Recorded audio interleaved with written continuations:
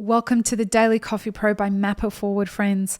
Today in the podcast, how do you value your staff when money is tight? And 9 months into a pandemic, if you're lucky enough to have your business still operating, then this is no doubt one of your concerns. If you do still have your business and this isn't one of your concerns, congratulations.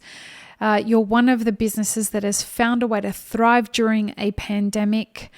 But on the other side of that, because your business is thriving as a roastery, most likely, it's thriving because more people are drinking coffee at home rather in cafes. And that means that the business has shifted from drinking coffee in cafes to your business.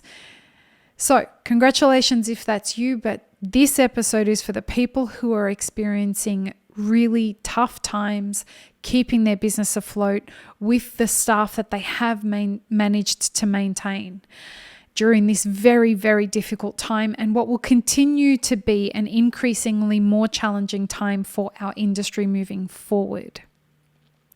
How do we find ways to appreciate our staff or show our staff that they're valued when our budgets and the times are getting more and more challenging, especially as our staff are considered frontline workers in the middle of a pandemic. Many of them are coming to work because they can't afford not to come to work, and they're putting themselves directly in harm's way. You don't have the money to pay them extra money unless you have found an investor, which I know that there are a number of cafes out there that's what they've resorted to. Finding a financial investor that is helping them out right now. That's dangerous territory, folks. If you're one of those people, I just want you to not make decisions out of desperate times, but that's for another episode of the podcast. Back to what we're talking about today.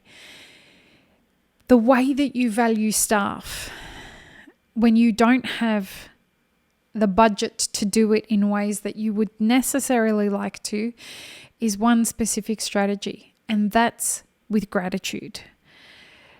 Don't ever underestimate how valuable it is to say thank you to people.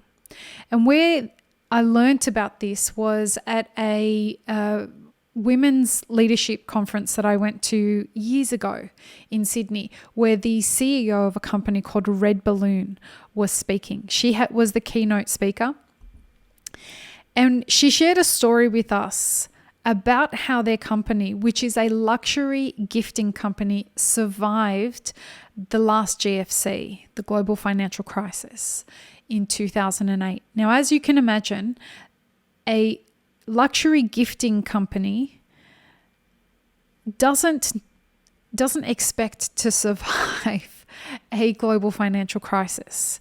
One strategy that they took to try to survive was that they put a freeze on increasing anybody's salary as well as hiring any new staff.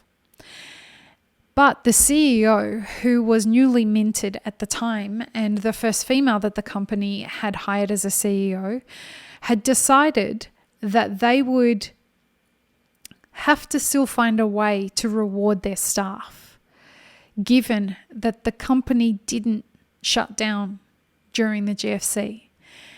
And the way that she came up with the strategy was quite fortuitous.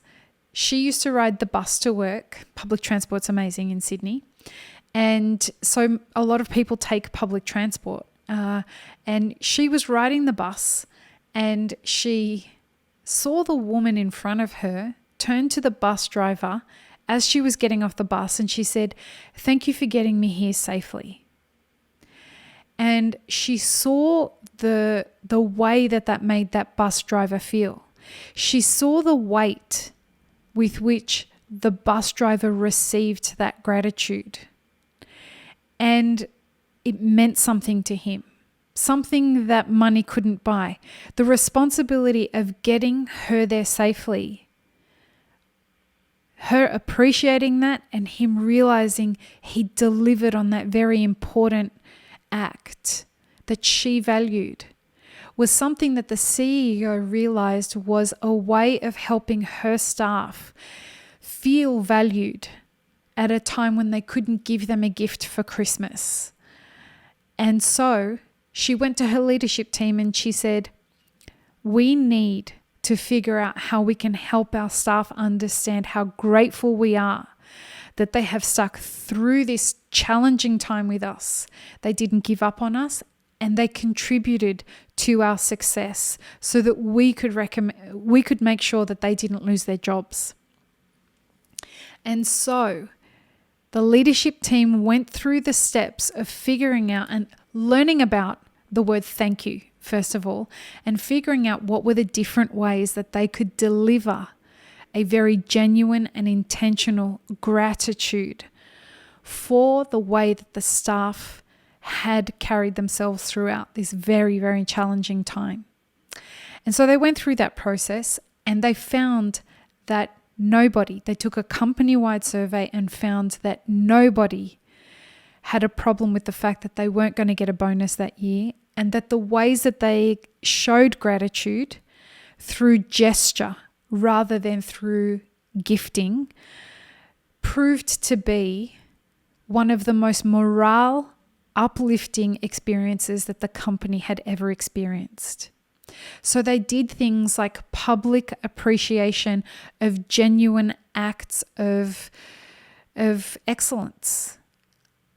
There are a few key things to this though. It needs to be genuine. It can't just be bravado, or it can't be to placate people. It needs to be something that's genuinely appreciated about the person, and it needs to be done with sincerity. They then took this, given that it had been so successful for their holiday, the replacement of their typical holiday gifting experience, and they inbuilt it into their company culture. And they found ways to ensure that anyone that was onboarded into the company was also partaking in the culture of thank you. And it has proven to be very successful for them moving forward as well. So, I know it may sound ridiculous, but the way to value your staff this holiday season, if money is tight, is find ways to say thank you and celebrate them publicly, within your team, to your customers, privately to them. Thank them in respectful, genuine ways that mean something to them and that very specifically acknowledge what they have brought to your business. And if you can find a way to do this as a part of your everyday culture in your company, I promise it will solidify the culture and the team building of your business. I hope this has been helpful. Take care of yourself. Peace, love, and peanut butter, friends. Have an amazing rest of your day.